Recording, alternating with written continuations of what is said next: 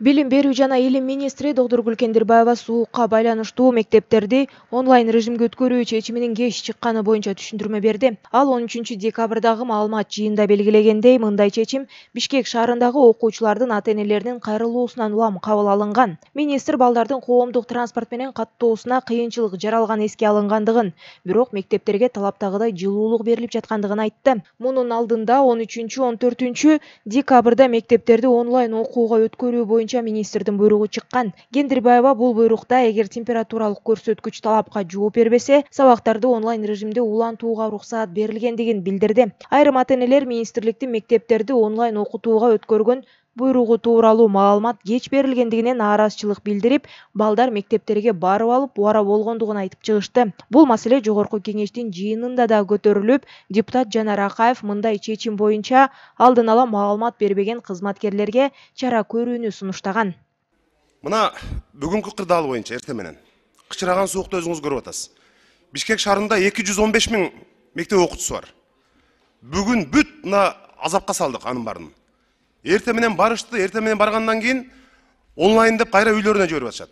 Ата-энелердин бардыгы абдан чоң түйүшкө салдык ушу кычыраган кышта окуучуларды. Эшикте сыккандай суук болуп атат, көрүп атасыздар. Эмне үчүн ушуну бир күн мурун, 2 күн мурун ушундай онлайн окуу болот деп ата-энелердин баарына эскертүү берилип, министрдин буйругун жиберилген жок.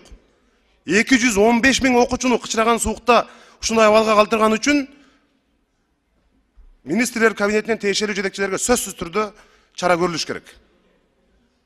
Эске салсак, Кыргызгидромет борбору жакынкы күндөрү аба ырайы туруксуз болуп, абанын температурасы төмөндөй тургандыгын маалымдаган. Бишкек-Ош жолундагы жүк ташуучу автоунааларга коюлган чектөө алынды. 11 декабрда аталган жолдогу Арал өткөрмө бекетинде Бишкекти көздөй келе жаткан чоң машиналарга, 12 декабрда Сосновка өткөрмө бекетинде Ош тарапка бара жаткан жүк ташуучу автоунааларга чектөө киргизилген. Расмий маалыматта бул чаралар катаал аба ырайында жол тыгынын жаратпоо жана кырсыктардын алдын алуу максатында кабыл алынгандыгы айтылган. Шаршемби күнү Оштун Кара Суу районундагы Катта Талдык айыл өкмөтүндө Бекжар, Кечик, Теке, Лаглан Кичи чарбалык жолу кар көрткүсүнөн улам жабылган. Өзгөчө кырдаалдар министрлиги тазалоо иштери улантылып жаткандыгын, жол ачыла электигин маалымдады. Аталган айылда кардын калыңдыгы 12 декабрда 60 сантиметрге чейин жеткен. Андан тышкары Ош Сарыташ Эркечтам мунаа жолундагы Чыйырчык ашуусунда Бурганактан улам жүк ташуучу автоунаалардын каттамына чектөө коюлган. Кыргызгидромет борбору 13-14 декабрда өлкө аймагында суук аба ырайы болоорун эскертүүдө. Чүй, Нарын, Талас облустарында сууктун күчү -27 градуска чейин, Ош, Баткен, Жалал Абад, Ысык Көл облустарында -10 градустун тегерегинде, ал эми тоолуу райондордо -30 градустан аша тургандыгын билдирген. Бомба тууралуу маалыматтан улам Бишкек шаарындагы ГУМ соода борборунун айланасы курчоого алынып, жарандар эвакуацияланган. Ага чейин Бишкекте номер 2 көп тармактуу оорукананын имаратына бомба коюлгандыгы тууралуу маалыматтан улам бейтаптар эвакуациялангандыгын Саламаттыкты сактоо министрлигинен билдиришкен. Маалыматка ылайык ооруканага барган министр Алымкадыр Бейшеналиев өзү бейтаптарды жана оорукананын медициналык кызматкерлерин эвакуациялоону жетектеген. Алар ооруканадан анча алыс эмес жерде жайгашкан консерваториянын имаратына эвакуацияланууда деп айтылган маалыматта. Кийин ооруканадан жарылуучу зат табылбагандыгы маалымдалды.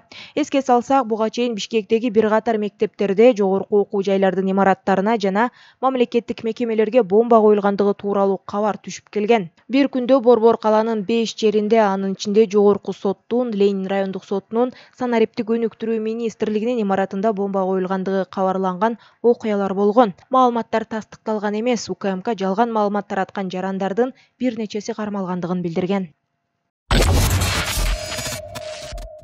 Бишкектин Тыныстанов көчөсүндө жайгашкан Түркия элчилигинин имаратынын жанында Mazda Deo үлгүсүндөгү жеңил унаа өрттөндү. Рулду 27 жаштагы жаран башкарып бара жаткан. Ички иштер министрлигинин маалыматына таянсак, айдоочу унаасынан түтүн чыкканын байкап, жолдун ортосуна токтотууга аргасыз болгон. Андан соң рулдан өрт чыккан. Бул кырсыкта террордук жардыруунун белгилери жок деп айтылат Ички иштер министрлиги тараткан маалыматта. Жерине келген өрт өчүрүүчүлөр унаадан чыккан жалынды толугу менен өчүрүшкөн. Жабыркагандар жок. Учурда жеринде милициянын ыкчам тергөө тобу иштеп жатат.